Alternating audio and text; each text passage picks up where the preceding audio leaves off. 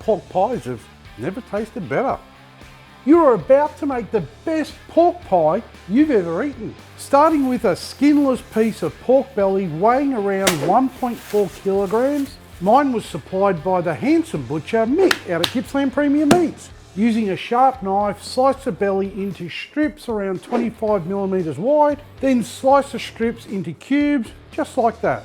These can now go into a tray, ready for some flavour. For pork, you want a sweet, balanced flavour profile like this one. Into a rub shaker add smoked paprika, light brown sugar, kosher salt, black pepper, mustard powder, garlic powder, onion powder and cayenne pepper. Then give it a good shake. Subscribing to this channel can be done in 5 seconds. I know you are asking yourself, should I use a binder? Yes, if you are in a rush and need to get your pork in the smoker now. A binder will help the rub stick to your meat. But if you have some time, apply the rub directly to the pork and allow it to naturally sweat and anchor the dry rub to the meat. Once you have fully coated your pork, place it on a cooling rack, leaving space in between each piece. This allows the smoke and heat to hit all sides of the pork cubes. You need to set your barbecue up for smoking at 150 degrees Celsius. Setting up a Weber Kettle for some low and slow is pretty easy. I'm using Heatbead's original briquettes. They are perfect for a controlled cook like this.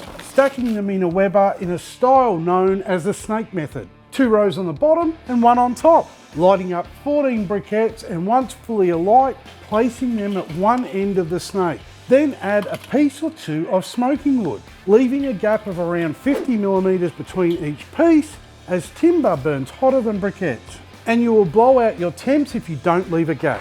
Add a drip pan to help with the cleanup and then put the grill back in. Place the lid back on, making sure the lid vent is on the opposite side of the lit fuel. Your lid and bowl vent should be wide open now. You can start closing down the bowl vent to about a quarter open when you are roughly 30 degrees Celsius off your target temp. The temp will keep rising and should settle on your target temp of 150 degrees Celsius. Did you know when you like, comment or share my videos, it helps others see them? It makes me happy. The placement of your meat when smoking is pretty important. The Weber is at temp and it has been stable for 20 minutes. So you can now place the pork belly cubes into the barbecue. Keep the pork cubes on the cooling rack and place the whole thing on the grill, making sure it is not directly over the lit fuel, placing the lid back on and keeping the lid vent over the pork. This will draw the smoke and heat over the food. Now you can leave them alone for an hour.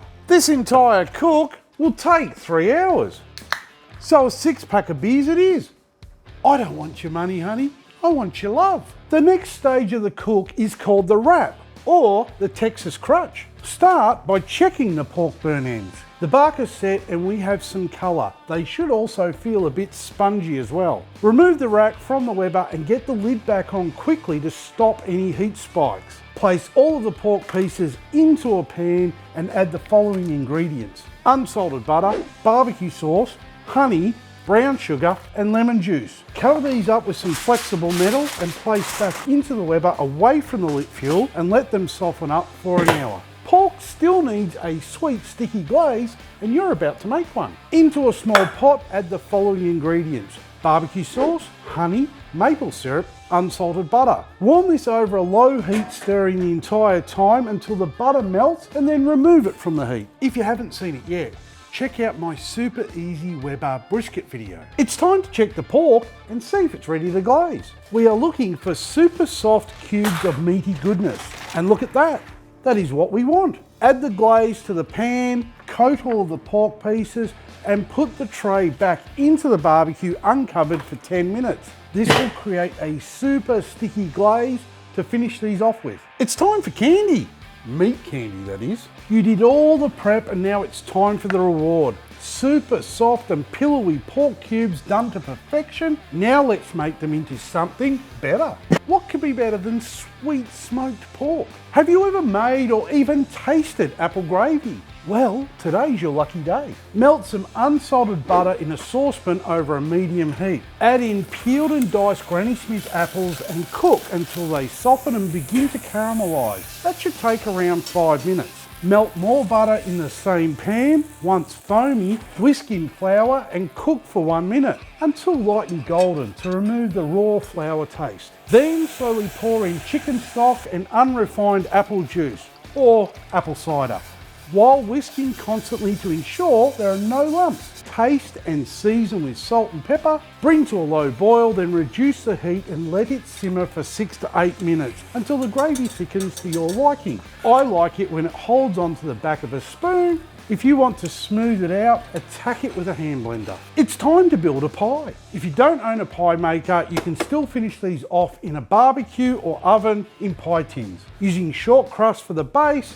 and you'll want puff pastries for the lids. Allow them to soften out of the freezer as per the instructions on the package. I preheated my pie maker and placed the base pastry in, trying not to burn each finger as I do it. Adding in some pork belly burnt ends and topping that off with some apple gravy. Lids on and cook for 8 minutes. Once cooked, remove and allow to cool for a couple of minutes before eating them.